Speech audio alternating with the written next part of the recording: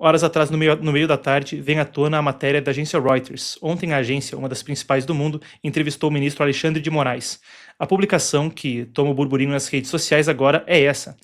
O juiz está na mira dos Estados Unidos e alerta que bancos não, que os bancos não devem aplicar as sanções localmente. Isso é o que fala a agência. Eu sigo com mais algumas das aspas que vêm de Moraes na reportagem. A gente não tem acesso à entrevista completa. Mas a reportagem diz o seguinte: numa entrevista na tarde de terça-feira do seu escritório em Brasília, Moraes garantiu que as agências dos Estados Unidos, ou melhor dizendo, as autoridades dos Estados Unidos, quanto a fazer valer a lei, quanto a bancos brasileiros que operem nos Estados Unidos, cai sim sob jurisdição americana. Entretanto, se esses bancos escolherem aplicar essa lei domesticamente no Brasil, eles não podem fazer isso e podem ser penalizados sob a lei brasileira. Isso foi o que disse Moraes. Ele disse ainda que esse mau uso da força da lei coloca as instituições financeiras numa posição difícil, não só os bancos brasileiros, mas também os seus parceiros americanos. É precisamente por isso que eu digo que os canais diplomáticos são importantes para que isso possa ser resolvido rapidamente, para prevenir o mau uso da lei. É importante combater o terrorismo, organizações criminosas, organizações de tráfico de drogas e tráfico humano. Vale a pena a gente acrescentar ainda que a gente tem o seguinte: essa é uma publicação, então, da Embaixada Brasileira. Isso foi do Escritório de Assuntos Ocidentais e depois da Embaixada Brasileira, mas veio no contexto no qual o ministro Flávio Dino, na segunda-feira, emitia uma decisão que, mesmo não sendo diretamente relacionada às sanções sob a Lei Global Magnitsky, mas sim ao caso Mariana, em Minas Gerais, trazia à tona a situação na qual uma legislação estrangeira não poderia ser aplicada no Brasil. Na sequência, a embaixada publicou isso aqui em português, reproduzindo o Departamento de Assuntos Ocidentais e dizendo que pessoas e entidades sob jurisdição dos Estados Unidos estão proibidas de manter qualquer relação comercial com Moraes, já que aquelas pessoas e entidades fora da jurisdição americana devem agir com máxima cautela. Quem oferecer apoio material a violações de direitos humanos também pode ser alvo de sanções. Ele diz ainda a declaração que nenhum tribunal estrangeiro pode anular as sanções impostas pelos Estados Unidos ou proteger alguém das severas consequências de descumpri-las. Para entender melhor o assunto, eu recebo agora o Dr. André Marcília, ele então que é professor de Direito Constitucional e, claro, também lida extensamente com o Supremo Tribunal Federal, foi o primeiro advogado nos inquéritos das fake news. Recebemos a seguir o professor.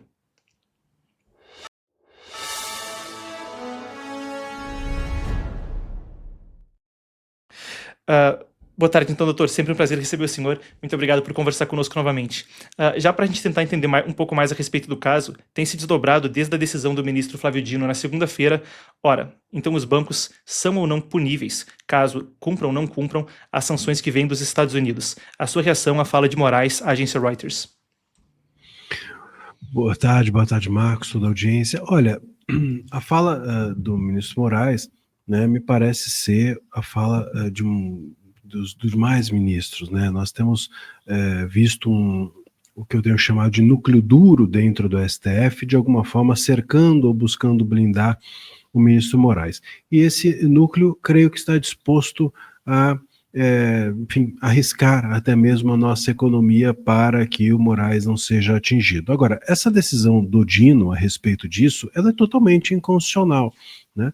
Parece claro, tanto que eles tinham o Zanin estava com uma ação exatamente com esse objeto de tratado, a Magnitsky, e o Dino passa na frente, vamos dizer, com uma ação um objeto que fala de Brumadinho e, enfim, dá uma decisão que parece querer atingir a Magnitsky. Por que eu digo parece querer atingir? Porque não atinge, e não atinge por duas razões. Porque o que o Dino busca blindar é que leis estrangeiras não podem ser aplicadas aqui no Brasil, não pode ter eficácia aqui no Brasil, sem, digamos assim, passar por ele. Só que a Magnitsky não é uma lei estrangeira que é aplicada no Brasil. A Magnitsky é uma lei estrangeira que é aplicada nos Estados Unidos. E os efeitos são extraterritoriais. Os efeitos dela aplicada nos Estados Unidos são sentidos aqui no Brasil pelas empresas e pelos sancionados. Portanto, a decisão do Dino não atinge a Magnitsky.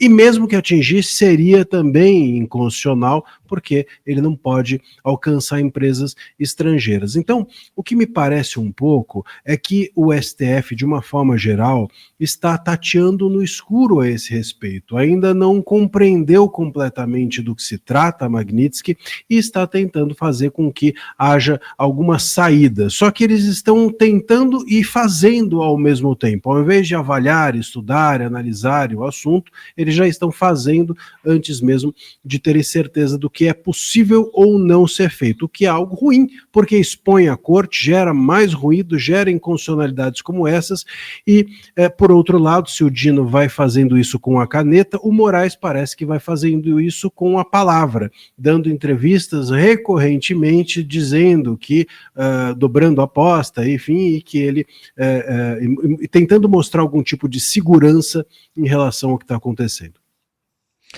Nesse assunto ainda, além dessa entrevista, ele também falou com o Washington Post, como você citou, em termos de dobrar a aposta, disse que não iria recuar 1 milímetro, mas juridicamente isso coloca os bancos brasileiros numa posição muito delicada. Eles poderiam estar numa situação onde seriam punidos ou pelos Estados Unidos, pelo Departamento do Tesouro e o Escritório de Controle de Ativos Estrangeiros, ou pelo Supremo Tribunal Federal. E aí, juridicamente, que opção resta aos bancos num cenário como esse? Bom, eu vejo o seguinte, muita gente tem falado isso, né? Que os bancos estão agora entre a cruz e a espada, entre o martelo e a bigorna. Eu não vejo nem martelo e nem bigorna. Veja, eu prefiro dizer o seguinte, que os bancos estão ao lado de um lago, e do lado de um lago tem uma pessoa forte querendo te bater. E do outro lado do lago tem um lago que você pode se afogar e dentro tem um jacaré. Eu acho que a opção é clara de que você não vai pular no lago. Né? Veja, a Magnitsky, ela é o jacaré e o lago e tudo junto, e ela pode não apenas sancionar em bilhões e bilhões de dólares, como nós já temos exemplos jurisprudenciais a esse respeito, nessas sanções secundárias a bancos, como também pode levar o banco a perder o SWIFT, que é o sistema financeiro norte-americano, e se isso acontecer, ele quebra. Então é uma questão aqui de como a imagem do lago, de sobrevivência. Você prefere enfrentar a pessoa musculosa que te ameaça ou você prefere morrer certamente, financeiramente, ou o teu negócio acaba? Então não há muito uma opção. Acho que os bancos têm claro que a opção vai ser pela sobrevivência. O que não parece claro é o STF, porque não tem como dar a um banco, ou a qualquer empresa, ou a qualquer pessoa, uma decisão ou uma opção inexistente. Né? Aliás, isso, se você me permite, aqui já que eu fiz uma analogia, farei outra, e os juízes aprendem que o básico de uma função do juiz é dar uma decisão que é possível de ser cumprida. Né? Uma decisão que é impossível de ser cumprida é uma má decisão. Isso, aliás, na analogia que eu ia mencionar, no Pequeno Príncipe, que é um livro tão juvenil, se percebe isso, porque tem ali o rei, e o rei, quando chega próximo, o Pequeno Príncipe senta e ele fala, ordena o que se sente. Ele fala, pô, mas eu acabei de me sentar. Ele falou assim, mas desse jeito nunca você vai ter uma decisão minha descumprida. Ele aguarda o outro fazer algo e depois ordena que ele faça aquilo que ele já tinha feito.